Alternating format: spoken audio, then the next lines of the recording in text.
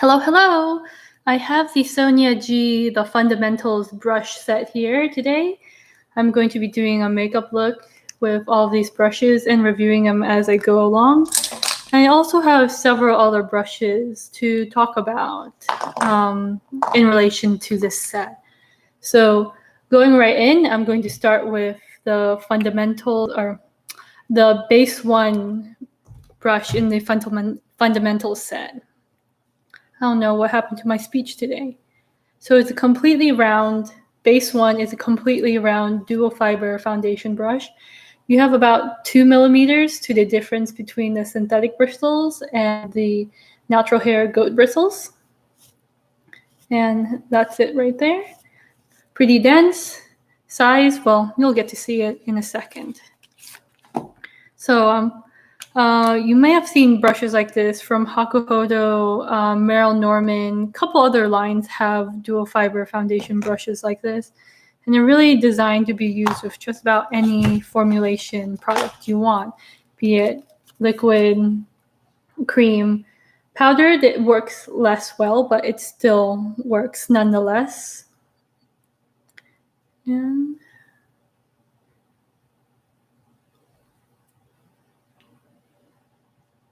that was a stray goat hair.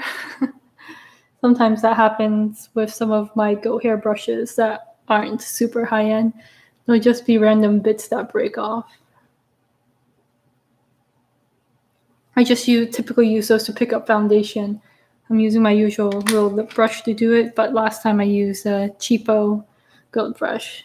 So the way I use this is I first spread foundation all over my face, and then I go in and use this brush to just blend it out.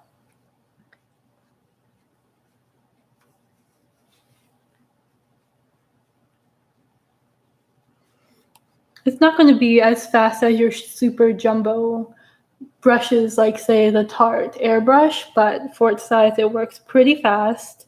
I don't feel like it soaks up a lot of foundation, if much at all, and it's super easy to clean if you just swipe it around on the microfiber brush. This is the brush after I've used it several times already, and as you could see, it wasn't really all that stained. Part of that is because the synthetic bristles clean pretty easily in between uses if you wipe it off. And the other is that's just the mark of a good brush, I guess. So of course, with a brush this size, you could very easily do cream blush with it, but I'm not going to do that today. So it is a multi-use brush. Contour, a little big for my taste, so I wouldn't use it for cream contour. There's other brushes I prefer for that. So this one mainly gets relegated to foundation application and blush application. So as you can see, it looks only a tad bit more pigmented than when I started out with it. I have to admit, for the first week I had this brush, I couldn't stop using it. And then as the novelty wore off, it's kind of like, oh, it's not that great. But then after I rotate it out and I pick it up again, I'm like, oh, it is pretty great. So, and then I recently did a foundation brush ranking with someone, and we kind of agreed on what our foundation brushes preferences were and what our favorites were. So I'll be posting that sometime in the form of a written blog, which I haven't done in a while. Next up is the Soniaji Face 2 brush. A little bit of background about all of these. They're all made in Japan, and they all have this beautiful machining where the ferrule just melts into the handle, and then you have an ombre lacquered handle. All of these brushes have it. Of course, if you've seen the Sky Face set, they have a different color ombre, but they're all machined super well. So there's that completely round brush. This one is on the smaller side for a face brush, but for those of you who like precision or have smaller faces, this won't be a problem. This is undyed goat hair. I don't have the specific type of hair off the top of my head, but I'm going to get this Psycho. It's super silky, uncut tips, of course. It's very soft and quite flexible, as you can see, and as you will see pretty soon.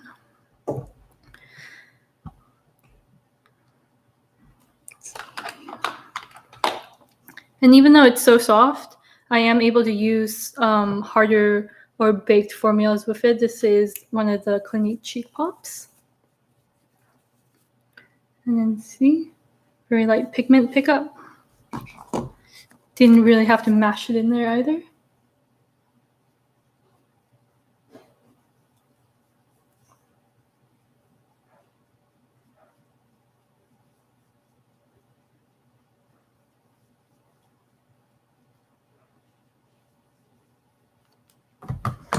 So as you can see, it provides a very controlled application of brush, and it, of course, feels heavenly. I personally have a soft spot for round cheek brushes like this. So if the Chikuhodo Takumi T4 looks too big for you, this would be a perfect alternative. The Hakuhodo J, I believe it's J still, 210 is a similar round cheek brush, but that one is much denser and will apply pigment a lot more heavily. With a brush like this, with its greater flexibility and lesser density, you'll have more control and more layering capability. So what's that? That's that brush. And then most of these are clean. Only the foundation brush had previous use. Okay. Next up is the Sculpt 3. So as you can see, it's a fan brush. This is dyed goat hair, and the reason for dyeing hair is to give the hair a different property where it picks up or blends pigment a little more strongly. Has a little bit more texture, but our dyed goat hair is supposed to have a little bit more texture, but these are still very silky and very soft.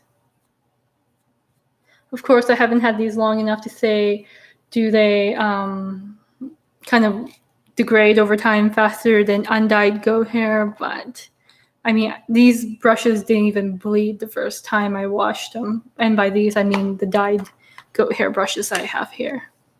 I'm going to be taking this one and going into a little bit of a lighter, brighter, pinker blush.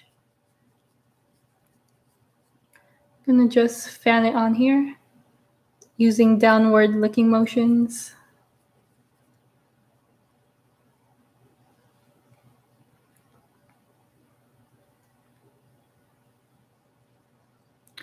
Also going to take this a little bit more, just apply it to my eyelid.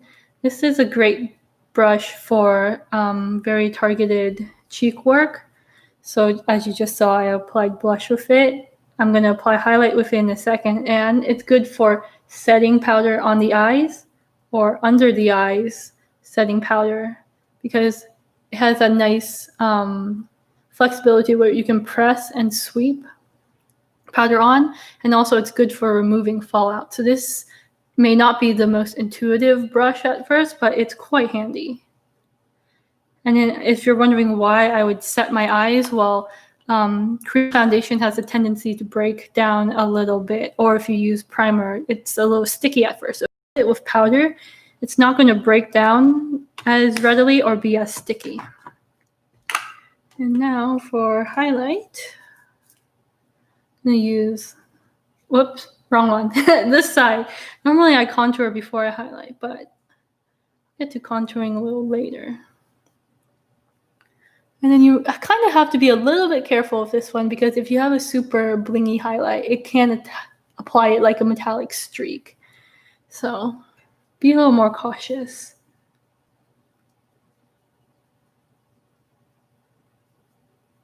Just a little bit above my brow, widen my forehead because the top third of my head is not as wide as the bottom. So I like to widen and highlight where most people would sculpt in instead. So you might have seen this brush earlier. Up until now, this Smashbox Fan Brush, which has been long discontinued, this is number 22, has been my favorite fan brush. As you can see, they're pretty much similar size.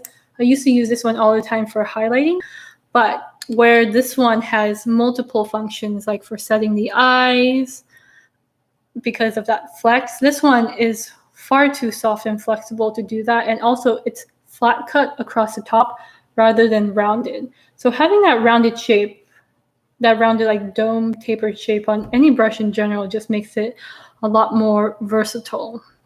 So even though this was one of my favorite highlight brushes before, this one has mostly been retired as a relic I like to look at because it was one of my first higher end brushes, but that has mostly been replaced by this brush. I don't own any of the Hakuhodo fan brushes. I own a really big Hakuhodo fan brush, one of their Ogis, but I don't own any of the smaller ones. So this kind of by default takes the place of favorite fan brush in my collection for now.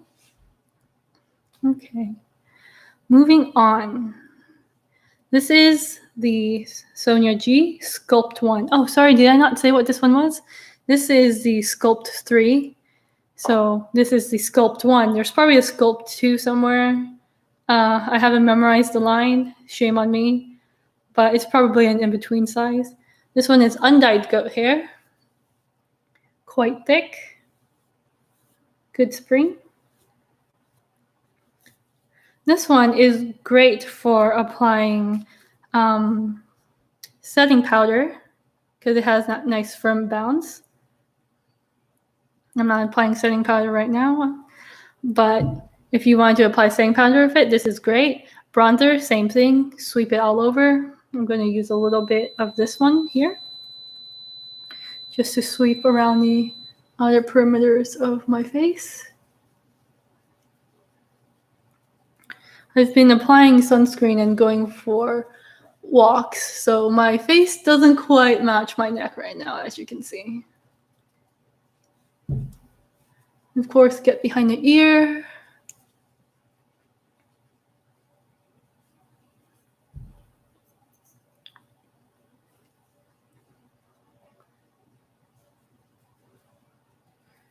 And of course, this little triangle area under the chin is always paler.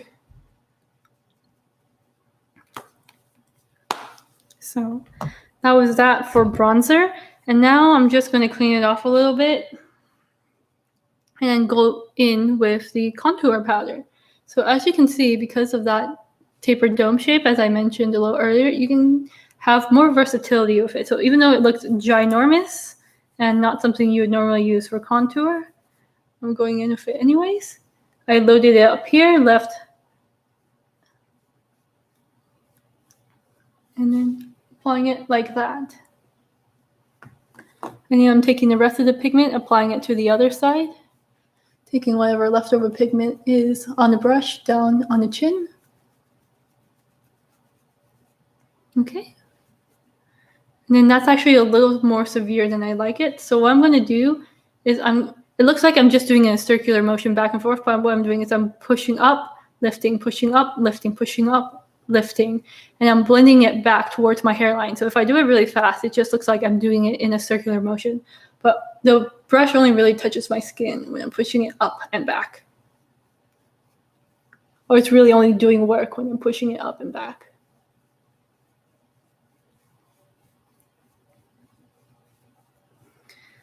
Now, the weakness of this collection is of the fundamental brush set is that there's no brush that I think is suitable for nose highlight. So I've got some supplemental eye brushes that are sold as singles, and I'm going to use one of them to contour my nose since I'm on a contouring step. This is the Soniaji Crease 2. It's a round blending brush, and this is not from the fundamental set. This one I bought outside of the set, separate. And then this is a fantastic crease brush.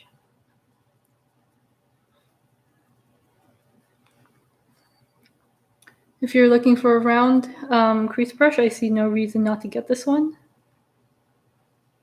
I'll probably do a video sometime where I go over all of my brushes by shape and possibly by material.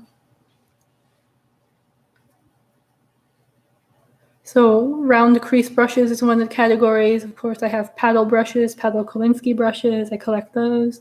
Pencil brushes. So you might see these brushes later on. Well, I'm sure you'll see these later on, but in a comparison video.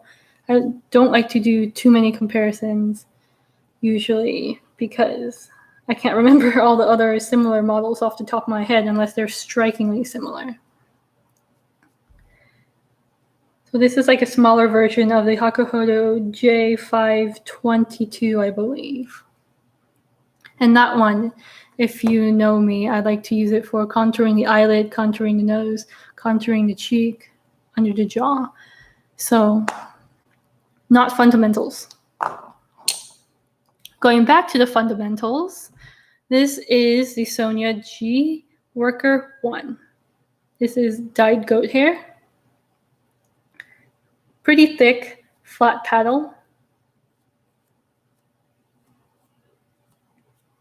And this one is, I believe it's described as a all multi-purpose brush. And yeah, that pretty much sums it up.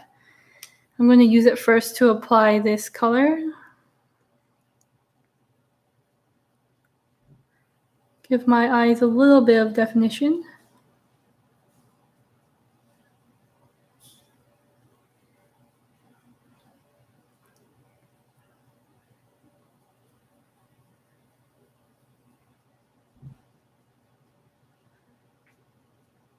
And then once I have most of the pigment off the brush, I use it in a more perpendicular fashion and I blend it out. And sort of use it flat again to lick it out. So perpendicular to blend, and then flat parallel to the skin to shape the eye. So, and then it does have enough of a taper that I can use this under the eye. If you like doing those shadow eye bags, that's popular, like creating that eye bag with, I think it's mostly Korean makeup. This brush is a little too thick for it, but you can always use it, do it using another brush I'm about to show you. So this is the Worker 1. I'm going to use it a little bit more to apply this color. As of with the Burberry color, I was using this flat side. Now I'm going to use it on this and then get it closer to the lash line. I think I've completely forgotten how to speak today.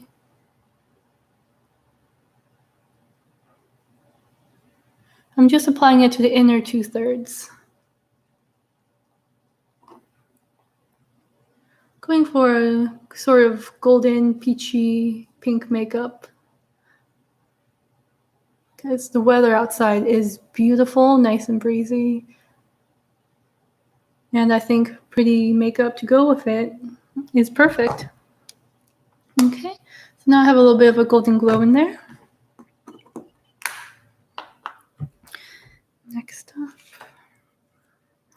Next up, I have the Crease 1.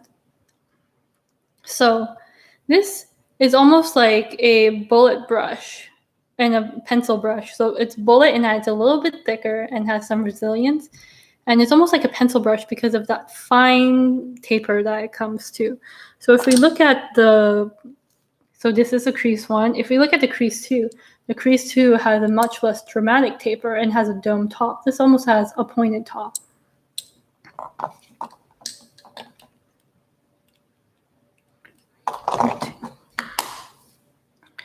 And what I'm going to do with this, so I'm going to take this slightly darker plum brown color. And then remove most of the excess because I really only want to use this like a pencil to shade the outside of my eye. So using it like that, kind of loading up the tip a bit. And then going in. And I'm using the brush kind of parallel to the skin. I don't use this perpendicular so much when I'm using it to shade the eyes.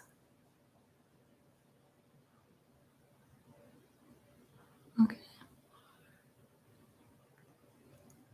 Pick up a little bit more.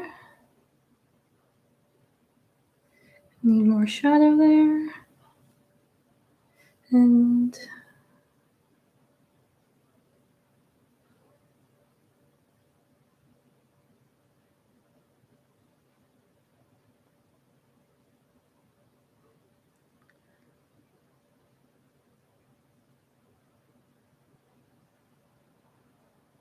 I'm going to draw it into my crease a little bit.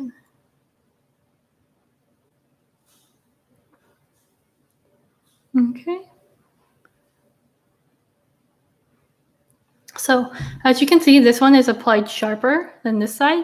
So what I can do is take that worker 1 and use it to blend out.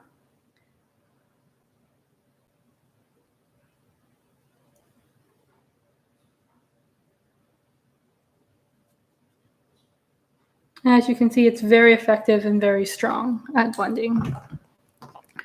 So can I take this under the eye? Absolutely.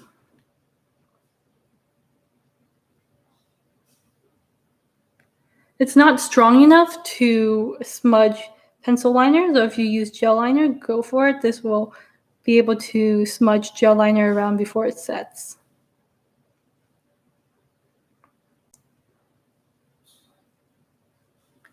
And I made a mistake there, so I'm going to clean it up a little bit.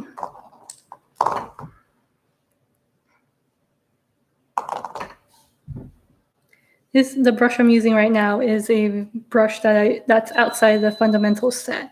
I'm using it as just a cleanup brush from any mistakes I made. I like to have clean brushes on hand to, well, act as erasers and blenders for my blenders.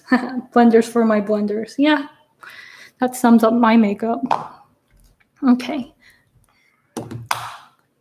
Getting back to the fundamental set, this is the pencil 1. As you can see, undyed goat hair, very fine tip.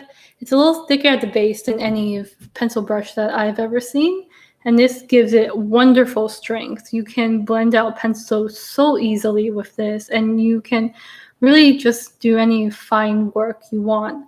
I haven't used this with cream liner, though I've seen it done before, where they just go into a pot of cream liner and you just apply it with this and you get this wonderful smoked out smudgy effect. I think that look personally on me is a little too strong, so I've never replicated it, but that's one of the ways to use this pencil brush. Now something that kind of gets me is like once you get to the small brushes, you have like this disproportionate thing going on, but it makes the handles nice to hold. But it was something aesthetically at first I was just not into, but hey, it's a good brush. It's very ergonomic, so let that fly. Just going to use this for inner corner highlight. And then this is the brush that you can use to fake the eye bags, or the next brush and last brush that I'm about to pull out.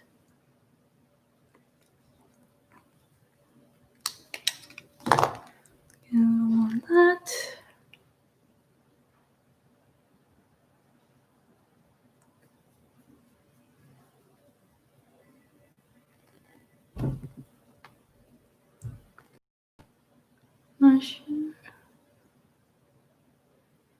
Oh, and this brush is also great for blending multiple colors of eyeliner into each other. But the only thing that I can think of is because it is so densely packed, it is a little firm. So it might not feel soft in the eyes, it will feel firm, which can sometimes translate to hard, but it doesn't feel pokey, at least it doesn't to me. That's one of the dangers with super densely packed brushes is sometimes they can feel pokey. With this brush, I absolutely don't get that feeling though. So that's just one word of warning. There are more flexible pencil brushes that you might want to consider if you have very, very sensitive eyes. I'm actually going to take a little bit of this gold.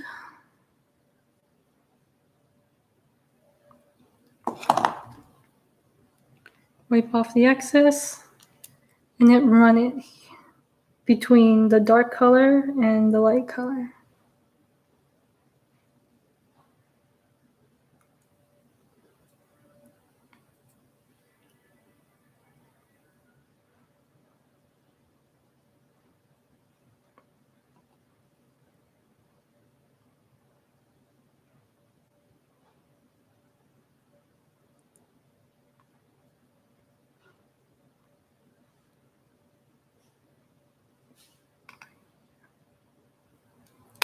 Okay. Finally, the last brush. This is the Soniaji Builder 1. So this is, okay, that's probably better. This is a flat brush, very short, very tapered. And this is more for things like packing on cream shadows. That's something I've done with this. And then like building up sort of primers. So something I like to do is, no, primer is probably not the right word, kind of. So I like to use the Inglot mixing fluid, oh god, what's the name? And then mix that with loose pigments. And then the liquid by itself acts as a great primer. But if I mix it with matte shadow, that's like bulletproof past any single other primer that I've used. And what this does is it acts kind of like a spatula that allows me to just like spread it all around and really like blend the edges out. So this is dyed goat hair.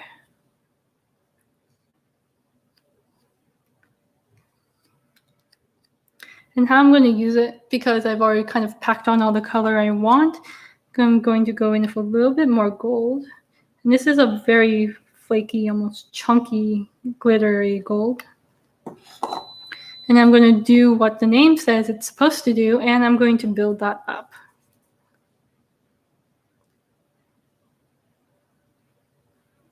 Of course, this would work better wet, but this is a wet dry eyeshadow, so taking no prisoners and using it dry.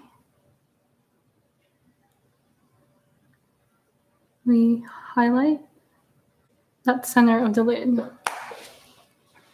And what the heck, why not?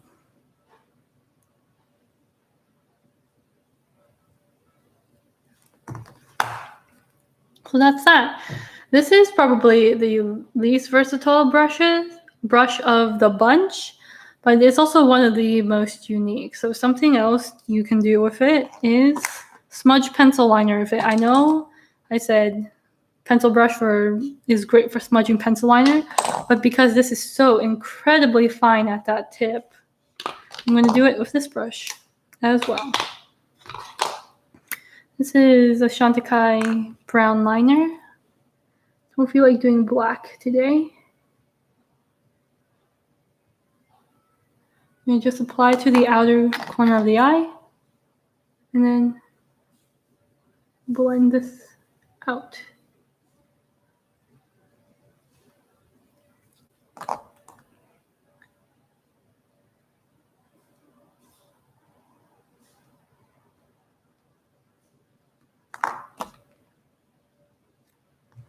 Actually going to go in for a little bit more of this color because they're very similar.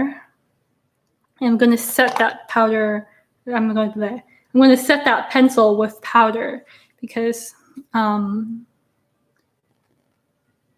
tends to smudge and transfer a little bit, and I don't want it smudging and transferring. I'm going to go ahead and set that. Wing it out, just wing it out a tiny bit. So there's that. As you can see, good definition. And take what's left over and go down here.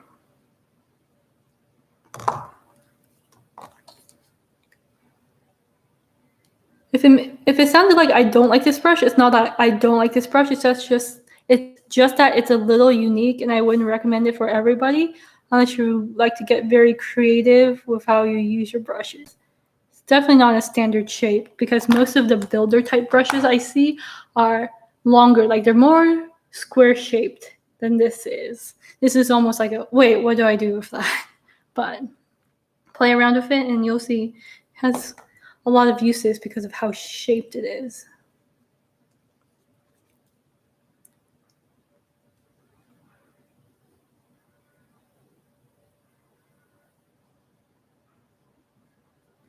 I should apply a little bit more liner here. To answer your question, I did not pick up the MKUM and the MKKO, mostly because of design reasons, like, and also because I already own the MKMO. So my thing with the MKKO is. I don't like that particular shade of magenta pink. Like, I just don't like it. It's not my thing. If it was like a more red base shade, yes, I'd pick it up. And then as for the MKUM, did I say? Yeah, the MKKO is a magenta one that I just don't like that shade of pink. The MKUM, I just don't like the graphic as much. Like, I'm at that point where, like, whenever I pick up a brush for my collection, not only do I have to like using it, which I know I like using the MKMO, but I also have to like how it looks, and the MKMO is a more appealing graphic for me. So yeah, eye makeup mostly done there. I'm gonna actually extend this a little more. And then, of course, using that brush to soften out the line and set it with powder. So eye makeup there done, all the brushes covered.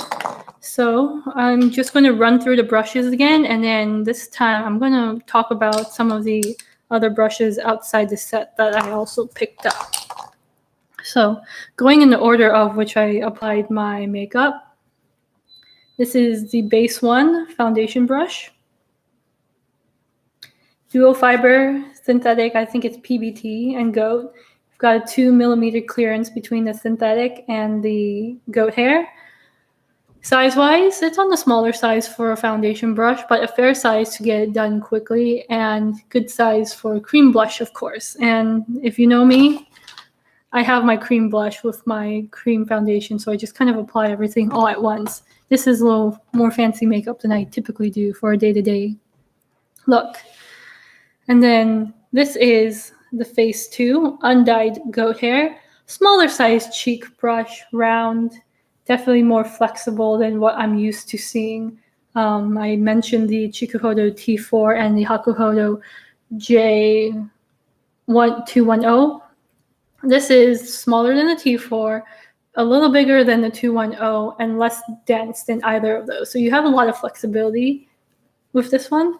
And it has great layering and building capabilities. So great cheek brush. Compared to some of the Skyface brushes, well, I'll do that another time when I do a Soniaji overview. I don't have enough of her brushes yet that I feel confident enough to do that. Looking at fan brush this is Sculpt 3. This is dyed goat hair, as you can see.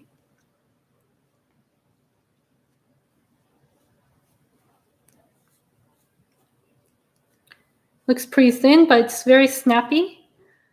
Great for setting eye primer, setting under the eye, sweeping away fallout under the eye, highlight. A little too thin for contour. I don't like it for that.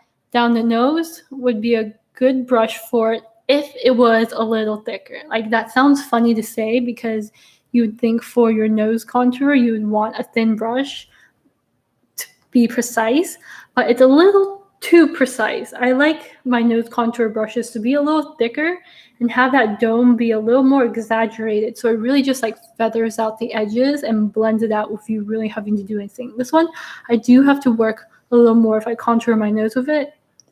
So instead, I contour my nose with a supplemental brush. This is not from the fundamental set. This is a round crease brush. This is Crease 2. Round crease brush with a dome taper. For bronzer and sculpting contour powder, I use this one. This is the Sculpt 1. Again, a fan brush. This one's much bigger, thicker. So for size difference, here you are. And there's a Sculpt 2 now somewhere. I'm not sure if it's a straight fan or if it's an angled fan. Either way, small, big, and somewhere in the middle, there's a 2. So because of that flexibility, yet firmness, it's good for setting powder. You can't really pack on too much. So that, and then if you like baking, this would be great for sweeping it off. I don't do that, but I did it on someone else. Good brush to use for it. And then contour, because of that dome shape, can fit right here under the cheekbone and then really blend it out. The technique that I like to use is I like to load it up with pigment, apply half of the brush to one side, apply half of the brush to the other, and then get rid of all the pigment, then blend it out with the mostly clean brush. The other way you can do it is load it up with pigment on only maybe a third of the brush. Place it at the very far end and just sweep down. So what that does is the rest of the bristles, which are clean, will blend out that pigment for you. But I always recommend licking. I say licking because that's the closest motion I can think of, licking the pigment up. So you kind of just like push it up and in and kind of gives your face a little bit of a lift like that. So great all around brush. Getting into the eye brushes, this is going to take a little longer with that brush. Okay, I'm going to start with the pencil. Pencil 1, very fine brush. Little bit firm. I wouldn't say stiff or hard because it's soft. If you jab it into your eye, you're not going to feel a stray pokey hair any day, even on your bad days, or at least I don't. And then it's a lot thicker at the base, which gives it that firmness. So it's great for blending pencil or blending pencils together. And as I mentioned, you can just dip it straight into a gel and then apply it. So pretty standard pencil brush, except for the fact that it is short and dense. So if you have very, very sensitive eyes, or if your eyes are very like prone to watering right away, probably not the greatest brush for you to have. And then of course, because it's so precise, you can do things like inner corner, outer corner, and then blend out pencil liner at the end. But today I mostly use this brush for it. This is the Builder 1. It's a little bit of an odd brush. Dyed goat hair, that's not the odd part about it. It's the odd because of the proportions. It looks like a pencil brush. Where'd my pencil brush go? I literally just put it down. It looks like a pencil brush, except you turn it like that and you get a paddle. And then this allows you to really build up pigment if you really want a strong, strong color rather than just a wash. This is the Crease one. It has that nice taper, and it starts way far down, which is the unusual part. It comes up to look almost like a pencil brush, except for because of that hair length, you get flexibility with it, as well as a nice snap from all that supporting hair in the body. So this one I use like most pointed crease brushes. Sketched out the outside with it, and then went in with the point to kind of sculpt out the orbital socket like that. As you can see, fits in nicely. And of course, you can do a little bit of outer corner smudging with this. I can't really smudge pencil or gel because it's too long for that. So if you're smudging pencil and gel, definitely look for the Builder 1 or the pencil 1. Now, the last brush, the Worker 1. Dyed goat hair again. Quite a thick one. So this one I use to apply a wash of color as well as to kind of lay out the general shape of the eye that I wanted. And to add on to that, to add on to the Worker 1, I also got the Worker 3 and the Worker 2. So I should probably put these all in order. Worker 1, Worker 2, Worker 3. So Worker 2 is just the Worker 1, but in an undyed goat hair version. So this is technically more suitable for cream products, and I definitely use this for cream products. Not previously, because right now, or not previously today, because obviously it's clean. But for a while, I was using it as my under eye concealer brush, and it works fantastic for that. You're not supposed to use cream and liquid products with dyed goat hair because the dyeing process makes the hair a little more fragile, with the added benefit of giving the hair a little bit more texture, so it has more grab and blendability. So between the Worker 1 and the Worker 2, The Worker 2 is technically more versatile, but I don't think there's any reason why you couldn't use the Worker 1 with cream products. Except for maybe you wouldn't know when you needed to clean the brush. So really, when it comes down to it, which one would I pick? I will always prefer the undyed version, but I'm quite happy with the dyed version, so take your pick. And then the Worker 3 is a smaller version of the Worker 1. So a little bit thinner, a little bit shorter, still has that pretty thick body to it, but less so. Oops, and has that dome top. So this one is probably just like if your eyelid's a little smaller, go with this one. But honestly, the main thing that this one I use it for is to apply eyeshadow. I don't really use this one to blend because when it comes to blending, I do prefer a longer hair, like on the on the Worker 1, Worker 2, or on the Crease 1. So this one is mostly for applying eyeshadow. So I apply a wash, I apply a lighter, brighter color, and then I take another brush and then I blend the edges. So, but I felt compelled to get this one because I wanted to try one of the smaller eye brushes. So that is all I have for you today. And yeah, if you have any questions, please leave them in the comments and I'll get back to them whenever I do. And of course, leave ideas or suggestions or your questions for other brushes, and I'll probably make a video on them in the future. So hope you found this helpful. Overall, my overall opinion, like too long, didn't watch the whole thing. Yes, I think this is a very well-rounded set, and I would recommend this. Like the quality is there. The price point, I guess it's a little high, but compared to other brushes of the same quality, I think it's on par. And they're beautiful. You'll love displaying them for sure, because I sure do. Like I was just watching these on my shelf earlier when I had them all laid out, and they're just so pretty. So whether it's for you or as a gift, this is a great starter set into the world of higher end brushes. So yeah, thank you for watching. Bye.